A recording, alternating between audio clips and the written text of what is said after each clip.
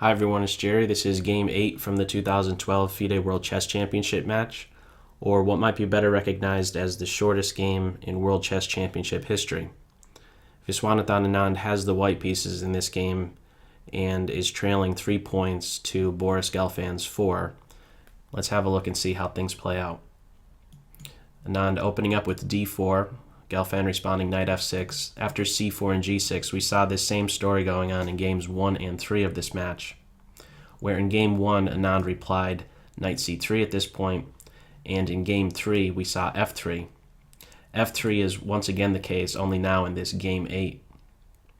In response to that, in the game 3, Gelfand played d5, but was having something much different, and that's often denoted by having a different pawn advance.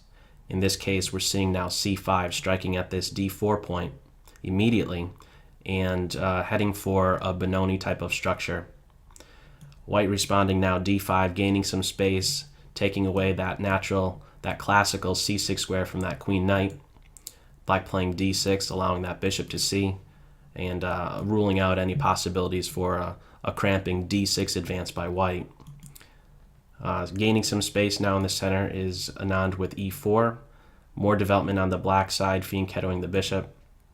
And knight on g to e2, looking to eventually bring the king knight over to the c3 square, and eventually this knight would like to make use of the d2 square. This is a better, it's another option to reorganize the pieces. It can be a bit uncomfortable to get this king knight and king bishop out, seeing how this f3 pawn is in the way of the knight f3 move. So black castles, knight e to c3, and now this bishop is ready to come out. And now knight to h5, looking to open up the position potentially with f5 or even an e5 advance, throwing a big question to the white side. Do you capture right away, or do you just allow it to remain closed, and then an f5 move is coming up very soon, and we would have at that point then of a position very reminiscent to a King's Indian, but it's not so easy for white to make progress on the queen side, and that's what typically would happen if we're working with the King's Indian. Black will be looking to play on the king side, and white will be looking to play on the queen side, but with this pawn on c5, it's very difficult to break at. It's very difficult to get play or generate play on the queen side. So following up, we have bishop g5, anticipating this e5 advance, placing this pawn in a pin. There will be no e5. Instead, bishop f6 to neutralize this bishop's influence on the position. And after the bishops come off, we have this pawn recapturing, doubled pawns, but it's only temporary. Soon enough, we'll see f5 striking at this e4 pawn.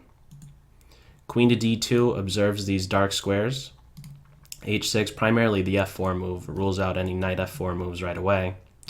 And now we're having f5. What's one thing that's worthwhile to note is if g4 is played and knight to f4, it seems very cozy right here, but after queen d2, the knight is clearly running short on squares, and so a move like g5 now becomes a necessity. But keep in mind that this is not the advance black wants to get in. It's the f5 advance, but that's completely ruled out. And because f5 cannot be played, this bishop is essentially biting on a rock. So this is not the direction black wants to go in. Yes, it has a nicely placed knight on f4, but beyond that, it's not good. In fact, you can view it as this g5 pawn is just acting as a hook for an eventual f4 move, or excuse me, h4 move, and with the exchange of those pawns, the h-file is going to open up, and shortly thereafter, we'll have a case of opposite sides castling and this black king being in serious trouble. So in other words, not the way to go. Should the move g4 be played, the knight would not do well to play to f4, but rather basically fianchetto itself and then look for an f5 advance. This is the main idea. Try and get in f5. So we don't have g4. Instead, it's just queen to d2. And now with f5 striking at e4, we have the exchange going on. Bishop recaptures, and now g4 coming with the fork, which is, you could get out of that. Black goes about it by first giving a check, and we don't have a block. We just have Anand now running over to the queen side, and black now avoiding the loss of material with just pawn takes either one of those minor pieces, first grabbing that knight on b1, and Anand recaptures. Now this right here, this check by the rook, is maybe just a a misstep right here, because there is the possibility for first queen check on h4, and then after the king moves, bishop takes, rook takes, and now react with, let's say, a knight g7 move. And this queen is very well placed to prevent any h4, h5 stuff and the opening up of the h-file. So that was definitely a possibility for black at this point right here. But instead, what we do have is the immediate rook check in response to g4, king to d1, bishop takes knight, rook takes bishop, and now a miscalculation by black. Queen to f6 simply did not see far enough. It is threatening queen takes pawn with the fork right here, but white allows it. Pawn takes knight, queen takes pawn, we have a fork. After king c2, queen takes rook, black is up material, but after the key move, queen to f2, black resigns in just 17 moves.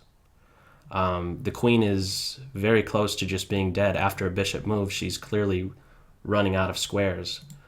We have e4, f3, all of these squares that I'm highlighting right here are all covered, and as soon as this bishop moves, all of these squares are going to be covered and the queen is dead. If there's any type of resistance in this position, it's to sacrifice this knight on b8. There is the possibility for knight c6, and if you move the bishop right away, well, there's going to be a knight check followed by, let's say, queen to f3, and the queen is rescued. But what would occur if knight c3 were even played, it basically just came down to, after queen c2, or excuse me, queen f2, black ends up resigning right here. And it's basically a position to resign no matter what, because after pawn takes knight, there's queen takes pawn, and this knight right here, just let's just say a rook move to the e5 square. A knight right here is well worth a rook. It's invaluable. A knight generally worth 3 points right here, but by not being able to be dislodged from d5, again, it's invaluable. Very, very powerful piece on that hole in the black position on d5. This is a hopeless position regardless of knight c6 being played at this moment right here. But as it stands in this game, after just 17 moves, Gelfand is forced into resignation, and this match at this point right here is now locked at 4 points each, and we will see what happens in game 9. So that's all for this video. As always, I hope you got something out of it. Take care.